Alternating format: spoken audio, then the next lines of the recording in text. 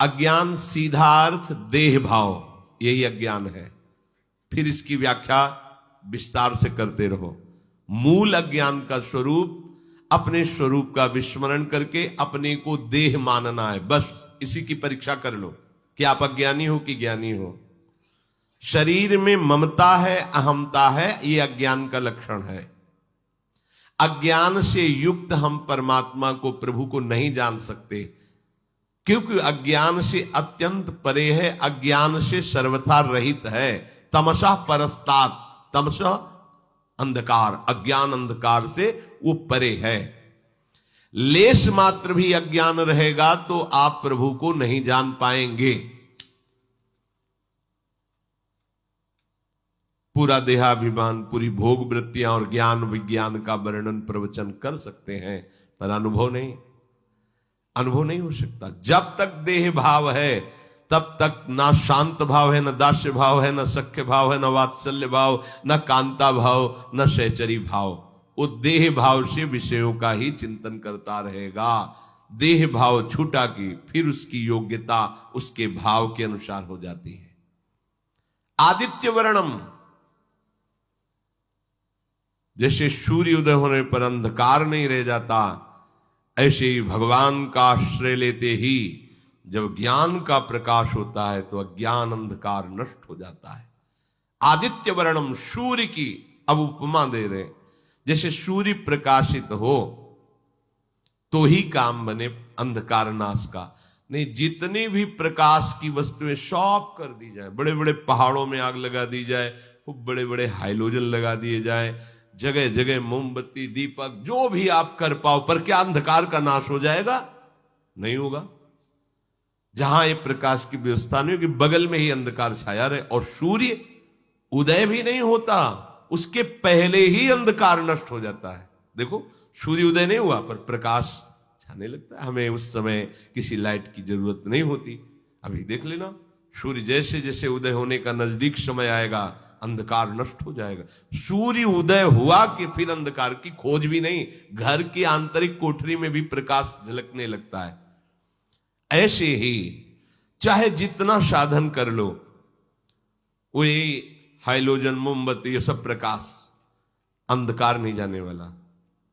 एकमात्र सूर्य ही है जो अंधकार का नाश कर देता है। एकमात्र भगवान का आश्रय और उनका निरंतर सुमिरन ही तुम्हारे अज्ञान अंधकार को नष्ट करेगा। अन्य तपस्या आदि बड़े बड़े साधन वही है अंधकार नष्ट करने की यंत्र, लेकिन सूर्य नहीं है। सूर्य कौन है? आदित्य वर्णम, भगवान। भगवान का आश्रय, भगवत भजन, ये सूर्य की तरह प्रकाश। हृदय में कहीं भी अंधकार नहीं। अज्ञान तिमिरांधस्य ज्ञानांजन शलाकया चक्षुरुन्मीलितम मेन तस्मै श्री गुरुवे नमः। वो हमारे नेत्रों में ज्ञान का प्रकाश कर देते हैं, अज्ञान अंधकार का नाश हो जाता है। इसलिए भगवान को कहा कि मन बुद्धि आदि को भी जहां से प्रकाश प्राप्त होता है, अज्ञान का सर्वथा जहां से नाश हो जाता है, वो हमारे प्रभु श्री हरि है। आदित्य वर्णम अनुस्मरेत अचिंत्य रूपम। बहुत समझने का विषय है। हमारे प्रभु का रूप कैसा, आप भाव करें तैसा। अचिंत्य रूपम, उनका क्या स्वरूप है, आप जैसा भाव करें। देखो, गोस्वामी जी इसी को सरल भाषा में कहते हैं, जाकी रही भावना जैसी, प्रभु मूर्ति देखी तीनु तैसी। प्रभु कैसे? बोले जैसी आपकी भावना वैसे ही आपको भगवत दर्शन होगा। वैसे तो अचिंत स्वरूपम, तुम्हारे चिंतन में आने वाला तत्व तो नहीं है श्री हरि। जैसी भावना आपकी, आप जैसी भावना से सत्य का आरोप कर लेंगे वैसे ही अनुभव आने लगेगा। ये भगवान का खेल है। जैसी भावना करेंगे, आप पत्नी भावना से, तो भगवान मेरा पत्नी बना हुआ है पक्का 100%, 99 नहीं। आप पुत्र भाव, वही पुत्र बना हुआ है मेरा हरि ही। दूसरा नहीं, पक्का। जिस दिन तुम्हारे नेत्र खुलेंगे तो तुम देखोगे तो मैं भगवान में ही खेल रहा था, मैं भगवान में ही खेल रहा था, चूक गया, चूक गया। जा पर जाकर सत्य स्नेहु, सोते ही मिले ही न कछु संदेहु। यदि आपने सत्य स्नेह कर लिया शरीर से, संबंधियों से, वही परमात्मा आपको भाषित हो रहा है। वैसे ही यदि अचिंत्य स्वरूपम, जो मन बुद्धि के अगोचर तत्व श्री हरि का रूप जो गुरु ने प्रदान किया है, अब आप उसका आगे कह रहे अनुस्मरे, तो वो तुम्हारे स्मरण में आ गया, बस जीत गए, सब जीत गए। वो ऐसा अणो अणियान महतो महियान वो अनुशासितारम वो कविम पुराणम, वो परमात्म तत्व तुम्हारे हृदय में आ जाएगा, हृदय में। खास बात है अनुस्मरेत, अनुमान होता बार बार, स्मरण के बाद स्मरण, स्मरण मतलब तार नहीं टूटना चाहिए, तैल धारावत।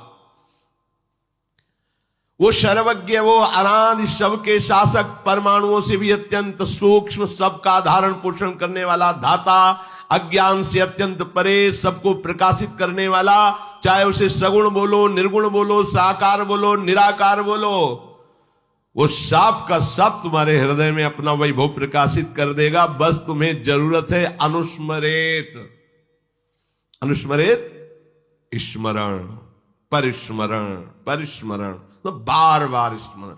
यस्य स्मरण मात्रेण जन्म संसार बंधनात् विमुच्यते, जिसके स्मरण परिस्मरण करने का प्रभाव क्या होता है, विमुच्यते, वो जन्म के कर्म बंधन से, मरण भाव से मुक्त होकर चिदानंद स्वरूप में स्थित हो जाता है।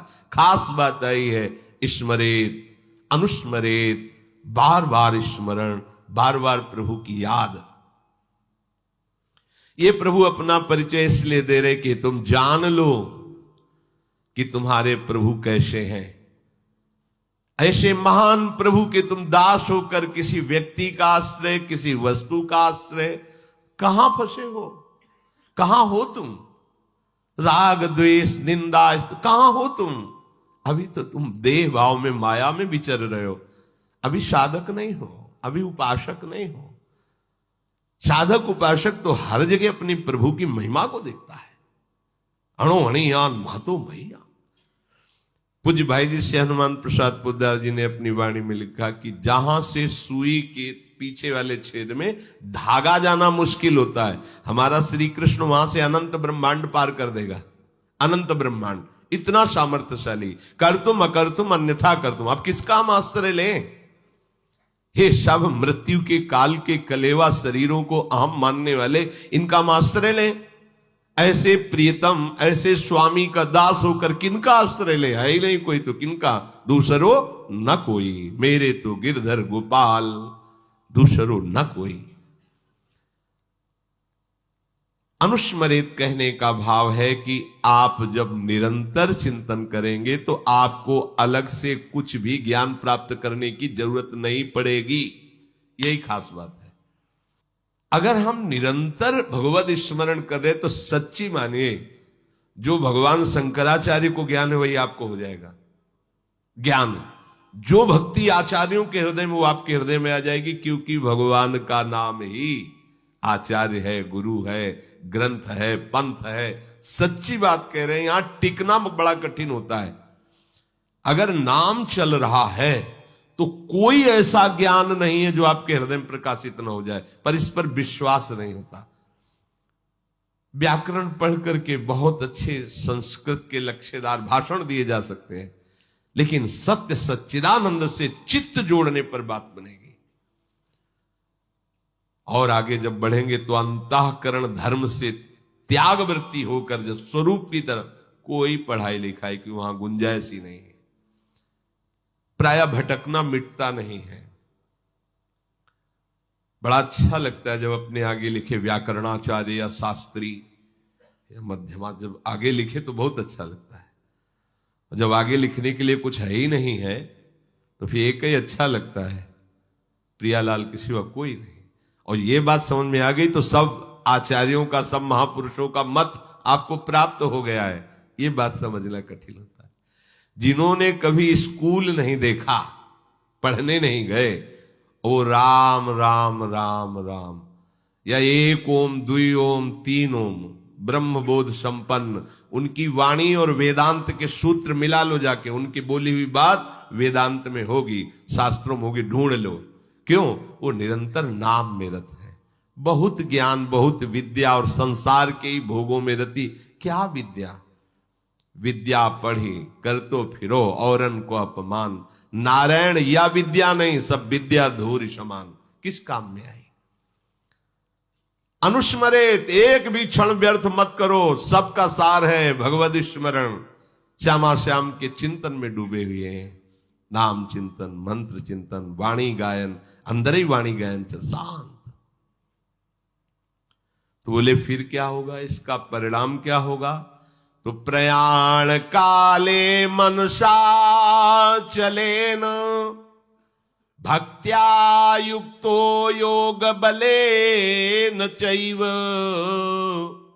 भ्रुवोर्मध्ये प्राणमावेश्य सम्यक, सतम परम पुरुषमुपैति दिव्यम। फिर आपको कह रहे हैं जैसे योग मार्ग में होता है, शब्द कमलों का वर्णन आता है, जो इनको भेद करके वो फिर ब्रह्म को प्राप्त होता है। कुंडलनी जागरण, कई तरह की यौगिक चमत्कारमयी वृत्तियां वर्णन योग ग्रंथों में आता है। हम आपको अनुभव की बात कहते हैं, वो भी किए हैं, क्योंकि संन्यास मार्ग में चले तो नैष्ठिक ब्रह्मचर्य के समय था प्राणायाम, पद्मासन, संयम, नियम, जो जैसे गुरु कृपा से नाम में इतनी सामर्थ्य, बिना किसी प्राणायाम और पद्मासन लगाए अपने आप आपके जो चाहिए वो प्राप्त हो जाएगा। सप्त कमलों का भेदन, कुंडली का जागरण, सुषुम्ना नाड़ी का खुल जाना, ब्रह्मरंध्र से चिंतन होने लगना। आप जब अच्छे से भजन करोगे तो आप देखोगे यहां हल्का सा दर्द शुरू हो जाता है। यह आज्ञा चक्र कुतकुताहट से मीठी मीठी दर्द। जब आप अच्छे साधक होगे तो, अगर आपका ब्रह्मचर्य ठीक नहीं तो ये सब कहानी है, ये फिर केवल कथा सुन लो। अगर आप ब्रह्मचारी हैं, संयमी हैं और आप नाम जापक हैं तो आप देखना हल्का सा यहां आज्ञा चक्र में एक मीठा मीठा दर्द। वो ऐसा नहीं कि दुखद हो, पर वो एक ऐसा है, यहां एक वो शब्द नहीं। जब यहां शुरू होगा तो आपकी दृष्टि जो है वो एकाग्र होने लगेगी, नासाग्र, बिना नासाग्र किए वैसा भार पड़ता है आनंद का कि वो नेत्र अपने आप ऐसे अर्धनिमीलित नेत्र होने लगते हैं। और फिर मंत्र यही ऐसे जैसे ऐसे प्रकाशित होता रहता है, बार बार बार बार। उसके आनंद का वाणी की सामर्थ्य नहीं, कोई यौगिक क्रिया नहीं, कोई पद्मासन नहीं, पैर फैला बैठे, सोफा में बैठे, कैसे नाम चल रहा ना, इतनी हीट पैदा हो रही, ऊर्जा शक्ति आध्यात्मिक, आज्ञा चक्र खुल रहा है अपने आप। ये जो सप्त चक्रों का भेदन है, बिना किसी प्रयास, हम ये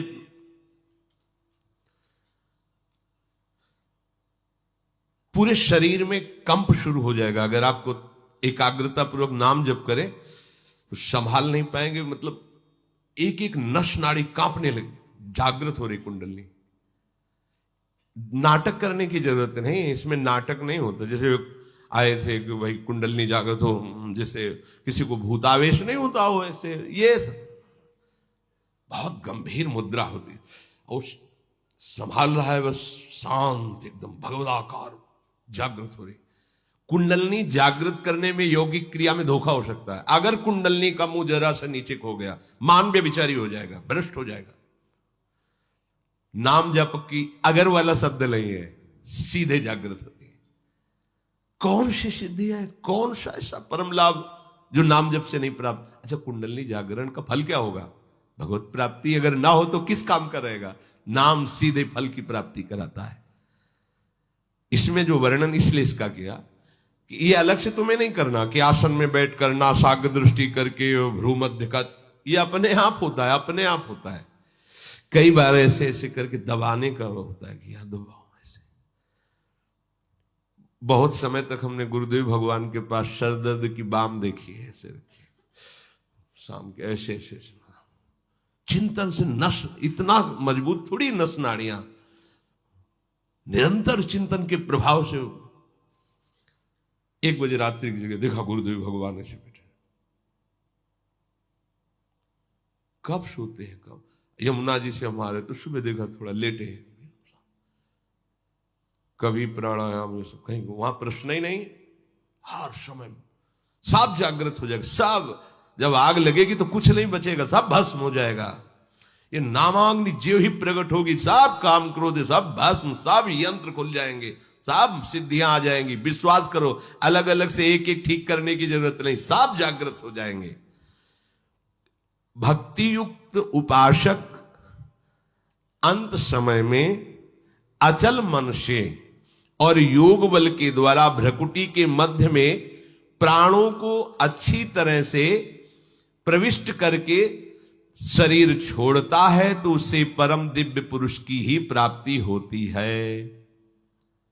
योग बलेन, योग से अगर आपको लगता हो कि अष्टांग योग का भगवान इशारा कर रहे हैं, मान लीजिए आप, लेकिन हमारा इशारा अलग जा रहा है भगवान के ही वचन से। योग भगवान कराते हैं, अष्टांग योग में हम करते हैं, आसन प्राणायाम प्रत्याहार ध्यान धारणा समाधि, और भक्त का योग भगवान कराते हैं। तेषाम शतत युक्तानाम भजताम प्रीति पूर्वकम ददामि बुद्धि योगम तम, ददामि मैं देता हूं उसे योग बल, मैं प्रदान कर, महायोगी श्री कृष्ण है। बुद्धि योगम तम ये नमाम उपयांति, मैं उसे योग, ये है निर्भय योग। सच्ची अगर कभी योग के मार्ग में कदम रखें अष्टांग योग में, तो पहला सूत्र याद कर लीजिए, अगर ब्रह्मचर्य नहीं तो आग से खेलना होगा। पद्मासनों में बैठा प्राणायाम करना और कहीं कुंडलनी आज जागृत की वृत्ति और ब्रह्मचर्य क्षीण, तो आगे चलकर ऐसे भयानक रोगों से ग्रसित हो जाओगे जो आपका जीवन जीना मुश्किल हो जाएगा। ये हम बड़े बड़े योगियों से गंगा किनारे मिले, बहुत ऐसे काहे को झंझट में फंसे, अरे राधा राधा राधा राधा राधा राधा, भाव कुभाव अनख आलसहु, नाम जपत मंगल दिशि दसहु। पर वो अहम को इसमें पुष्टता नहीं मिलती ना, उसमें मिलती है 4 घंटे पद्मासन में बैठता हूं, ये मैंने ये जागृत किया, मैंने वो जागृत किया, तो है सब देह के अंदर ना, स्वरूपगत थोड़ी बोल रहे हो, तो अहम धर्म से ही तो है ना, अभी बात नहीं बनी। असम प्रज्ञात विचक्षणा समाधि में पहुंचा हुआ ही ये सब त्याग कर, और ये समाधि प्रेम समाधि के आगे लघु है, और प्रेम समाधि के लिए पद्मासन की जरूरत नहीं है, राधा राधा की जरूरत है। राधा राधा राधा। उद्धव समस्त योगों के ज्ञाता है, पर प्रेम योग का ज्ञान नहीं है। जब गोपी जनों से मिलते हैं तो कहते हैं तुम हमें योग सिखाने आए हो, भी तुम कुछ नहीं समझते कि योग किसको कहते हैं। जब गोपी गुरु बोली तो उद्धव शिष्य घुटने टेक दिए कि अभी तुम खुद नहीं समझे कि किसको योग कहते हैं, अभी योग क्या जानते हो तुम, श्री कृष्ण के समीप हो तो तुम अपने को योगी समझ डाल देती। नहीं, कृपा होती तो ऐसा हो जाता। वो अपनी अनुकूलता को कृपा मानने लगता है, अपनी चाहत की पूर्ति को कृपा मानने लगता, यही माया का कार्य है। जब हम जिससे प्रियता करते हैं उसका प्रभाव हमारे हृदय में आता है, ध्यान रखना। भक्ति का अर्थ है प्रियता, प्रियता का स्वभाव है जिससे हम प्यार करते हैं उसको सुखी देखना, उसको सुख पहुंचाना। इसमें एक शक्ति प्रकट होती है, जो हमारा प्रीतम है उसके मन को आकर्षित कर लेना, ये आंतरिक वृत्ति है। भक्ति का नाम है प्रियता। प्रियता का अर्थ है अपने प्यारे को सुखी देखना, सुख पहुंचाना। और इस सुख पहुंचाने की वृत्ति का फल है कि जिसको सुख पहुंचा रहे हैं उसके मन को अधीन कर लेना, मन को आकर्षण कर लेना। अब मन को आकर्षित किया तो आपका मन, उनका मन, उनका मन, आपका मन, दो मन नहीं रह गए। अब मनसा चले न अचल हो गया मन, अचल हो गया मन। हमारा मन प्यारी जू का मन हमारा मन बन जाएगा। तभी तो मन मन की रुचि जाने नेह विद। प्यारी जू के मन में क्या चल रहा है हम अपने मन से जान सकते हैं क्या? नहीं, हमारे मन में प्यारी जू के मन आकर के विराज। अब हमारा मन नहीं है, हमारा मन नहीं है, हमारा मन प्रिया प्रीतम है। वाणी जी, श्री हरिवंश सुप्राण सुमन हरिवंश गनिजय। हा हरि राधा बा वृंदावन सा सहचरी। वृंदावन में सहचरियों के मध्य में विराजमान श्यामा श्याम मन गनिजय। मन बन गए हमारा, प्राण बन गए हमारा, बुद्धि बन गए। कैसे? बोले भक्ति से। भक्ति अर्थात प्रियता, प्रियता अर्थात तत्सुख सेवा भाव। उसका परिणाम आराध्य देव के मन को अधीन कर लेना, आराध्य देव के मन को अधीन कर लेना। अब ये प्रियता कभी मिटती नहीं है, कभी भी नहीं मिटती है। सोते जागते उठते बैठते हर परिस्थिति में ये प्रियता हृदय का विषय है, स्वयं का विषय है। अंत काल के समय जब उपासक को पता चल जाता है, जो उस कोटि का होता है, बहिर्मुख को नहीं, कि हमारा समय आ गया, शरीर छूटने, उस जैसे सूचना नहीं होती कि आप तैयार हो जाइए, अब आपका ट्रांसफर है, सरकारी आदेश, भले न बतावे, वो किसी से ना कहे, पर उसे पता चल जाता है। जो सच्चा उपासक, भगवत मार्ग का पथिक, पूज्यपाद चूड़िया बाबा कृष्णाश्रम, सुबह उठे, बाहर ऐसे निकले, उन्होंने कहा भाई आज यहां शमशान होगा। मतलब क्या बोल रहे हैं बाबा? देखो वो गीध दिखाई दे रहा है, आज यहां शमशान होगा। तो सिद्ध महापुरुषों की वाणी सबकी समझ, पता नहीं बाबा किस भाव में बोल रहे हैं। आओ सब लोग बैठो, बैठा ला। जिसका जन्म हुआ उसकी मृत्यु निश्चित है, इस श्लोक की व्याख्या। और आत्मा का न कभी जन्म हुआ है न उसकी कभी मृत्यु होती है। इसलिए आप सब निश्चिंत रहना, निर्भय रहना। क्या सूचना दे रहे हैं कि अब ये शरीर जाने वाला है, पर किसी को ऐसा लग ही नहीं रहा था कि मतलब बाबा अपने प्रति बोल रहे हैं। थोड़ी देर हुई, बुलाओ आनंद ब्रह्मचारी, सुनो वो प्रभुदत्त ब्रह्मचारी की भागवती कथा का सुनने का मन है, सुनाओ। सब लोग शांत भाव से सुनो कथा। लगाया पद्मासन, बैठ गए शांत। इतने में वो क्या नाम था, वो आया और कहा मुझे मोर पंख दीजिए। बाबा की शरण में रहता था, वहीं आश्रम में रहता था, और कह सकते हैं कि शिष्य ही था, तभी तो आश्रम में रह रहा था। बहुत बार उसकी शिकायत आई थी, तो जब कोई कहता बाबा इसको निकाल दो, तो बाबा कहते उसको क्यों निकाल दे, कमंडल उठाए हम ही जा रहे हैं। तो फिर रोक लेते, किसी की हिम्मत नहीं पड़ती। संतों के हृदय को तुम संसारिक दृष्टि से नहीं तौल सकते हो। मना किया है, तुम्हारी जो सेवा करो जाके। वो गया और गड़ासा लाया, जिससे चारा काटा जाता है ना, वो गड़ासा हाथ वाला, और कंबल ओढ़ करके आया। किसी की ऐसी संभावना ही नहीं थी।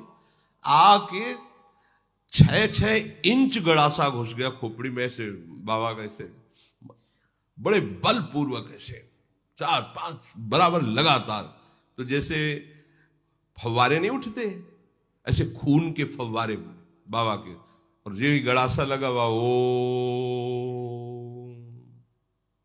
शांत। अब उनको पता था ना कि आज ट्रांसफर इस शरीर से हटना है। तो ऐसा नहीं कि इसी कोटि के महापुरुषों को होता, ऐसा नहीं। अगर आपने चित्त जोड़ दिया तो आपको सूचना मिल जाएगी, अब आपके शरीर छोड़ने का समय, सावधान। भाई जी महाराज सबको बुलाए थे शरीर छोड़ने का, अब हम जा रहे हैं। लाखों हजारों लोग ऐसे इकट्ठे, सबसे की अगर जीवन में कोई गलती हुई हो तो आप सब क्षमा कर देना। अब हम प्रियाजू के पास जा रहे हैं, राधा सबके बीच में, ऐसे जैसे कोई विदा विदाई होती ना, ऐसे अंत काल के समय आपका भाव अपने आराध्य देव में अचल हो जाएगा यदि जीवन भर अभ्यास किया है भजन का। भजन कोई साधारण वस्तु है, कोई भजन करने वाले को नहीं बिगाड़ सकता। यहां प्रभु वर्णन करते हैं कि जिसने पहले प्राणायाम किया है वो प्राणों का संयमन कर। कई बार हमने कहा आपको प्राणायाम से प्राणों का संयमन करने की जरूरत नहीं, नाम में ध्यान दीजिए। देखो जब तक हमारे प्राण स्थूल होते तो नाम में मन नहीं लगता। तीनों का एक योग है, प्राण मन और वीर, तीनों का एक योग है। आपका वीर ठीक नहीं तो मन चंचल रहेगा, प्राण स्थूल रहेंगे। आपका मन ठीक नहीं तो आपका वीर स्खलित होता रहेगा, प्राण स्थूल रहेंगे। आपके प्राण स्थूल रहेंगे तो आपका वीर स्खलित होगा, मन चंचल रहेगा। तीनों का एक है। अगर आपका प्राण संयमित, ब्रह्मचर्य ठीक, मन एकाग्र हो जाएगा, देर नहीं लगेगी। तीनों का एक संयोग है। जब उपासक नाम जप में प्रीति करता है तो लोभ जपता है नाम का। जैसे आराम से बैठे राधा राधा राधा राधा राधा राधा राधा राधा राधा राधा, हो रहा ना प्राणायाम, नाक फुसफुस करने की जरूरत थोड़ी, ऊपर चढ़ा के लेकर फिर राधा राधा राधा राधा राधा। इससे प्राण सूक्ष्म होते हैं। और जैसे ही आपकी प्राणवायु लंबी खिंचेगी तो मन को भागने का अवसर नहीं होता। देख लेना, ये सब अभ्यास की बातें हैं। मन नहीं भागेगा। मन कब भागता है? राधा राधा राधा फुस फस। बहुत प्राण स्थूल हो गए, श्वास लेने का समय बहुत कम है, वैसे देखो लोग पास बैठते हैं आवाज आती है, ये स्थूल प्राणों का लक्षण होता है। ऐसे मैदा या आटा ऐसे लगा दो, एक भी नहीं उड़े, तब माना जाएगा कि आपकी प्राणवायु कंट्रोल में हो रही। ऐसे उसमें फर्क नहीं पड़ना चाहिए, वो हिलना नहीं चाहिए कण। इसका मतलब प्राणवायु आपकी सूक्ष्म हो रही। बिना प्राणायाम के भी हो जाएगी। सहज में हमने आपको प्राणायाम बताए हैं, पर करता कौन है? मनमानी करने के लिए सब तैयार है, लेकिन गुरुमानी कौन होता है? पक्की अनुभूति के हम प्राणायाम कह रहे हैं। खूब भजन में रुचि हो जाएगी अगर ऐसा करोगे। देखो राधा राधा राधा राधा राधा राधा कहते हुए अंदर राधा राधा जब अपने श्वास ले रहे, कुछ नहीं पकड़ना, जितना भर पाए रोक लो एकदम। अब अंदर जपो राधा राधा राधा राधा राधा जितनी देर। अब प्राण व्याकुल हुए, छोड़ दो, राधा राधा राधा राधा। इसे आंतरिक कुंभक कहते हैं। बहुत भजन में सहायक है ये, बिल्कुल साइड इफेक्ट नहीं, कोई आपको इसमें प्रतिकूलता नहीं पड़ेगी। जैसे प्राणायाम में साइड इफेक्ट भी, यदि आप सही गुरु के पास नहीं हो तो वो कहीं ना कहीं आप में रोग पैदा कर, इसमें कोई साइड इफेक्ट नहीं। ये अनुभव की बात, बड़े बड़े संतों की बात है। नाम जप करते हुए प्राणवायु भरी, आप स्वस्थ होंगे। आपका देखना शरीर चमकेगा, क्योंकि जब हमारे कितने ऐसे क्षेत्र हैं जिनमें व्यायाम ही नहीं हो पाता, उन यंत्रों को प्राणवायु के द्वारा आंतरिक सबको करना चाहिए। इसके लिए सब साधक सहज में नाम जप करते हुए से प्राणवायु रोक ली, व्याकुलता भी प्राणवायु निकाल दी। ये एक प्राणायाम। दूसरा, निकाल दी, राधा राधा राधा राधा करते एकदम खाली कर दी और रोक दिया, भरा बिल्कुल नहीं। अब नाम जप करो, थोड़ी देर में एकदम प्राण व्याकुल हो, फिर नाम जप करते हुए लिया, फिर छोड़ दिया, फिर रोक दिया। इसे बाह्य कुंभक कहते हैं। ये दो प्रकार का कुंभक है, एक आंतरिक कुंभक, एक बाह्य कुंभक। और फिर शुरू करो, लंबी वायु श्वास वायु घसीटना, बिना रोके उसको छोड़ देना, फिर घसीटना। ये तीन ही आपको बहुत लाभदायक करेंगे, बहुत लाभ प्रदान करेंगे। यदि आपको कब्ज होती है तो ये अनुभव की हुई, प्रयोग की हुई दवा और कोई साइड इफेक्ट नहीं। आप छोटी हर 1 चम्मच और 1 चम्मच या 1.5 चम्मच इसबगोल की भूसी दोनों मिला लीजिए कटोरी में, और 250 ग्राम दूध बिना चीनी डाले, और उसमें उससे उसको ले लीजिए। फिर ऊपर कुछ खाइए पिए नहीं, और 10-5 दिन रोज लीजिए। ये ऐसा नहीं कि बार बार शौच कर, वो आपकी आंतों को ठीक करके मल, क्योंकि साधन मार्ग में कब्ज होना ये बहुत हानि का विषय हो। इससे ब्रह्मचर्य की भी हानि होती है, भजन में मन नहीं लगता, प्रमाद स्थिति रहती है। प्रभु कह रहे हैं प्राणायाम के द्वारा प्राणों को रोकने का जो अधिकार प्राप्त किया उसको कहते हैं योग बल। और यहां भजन बल से सब प्राणायाम ऐसा हो जाता है कि सुधि नहीं रहती प्राणों की भी। हम हैं ये भी सुधि नहीं रहती, केवल मंत्राकार वृत्ति चल रही। फिर जैसे कोई सो के उठाओ ऐसे चेतना जागृत होती है। अरे भजन करो, देखो खुद भजन की एक अपार सिद्धियां हैं।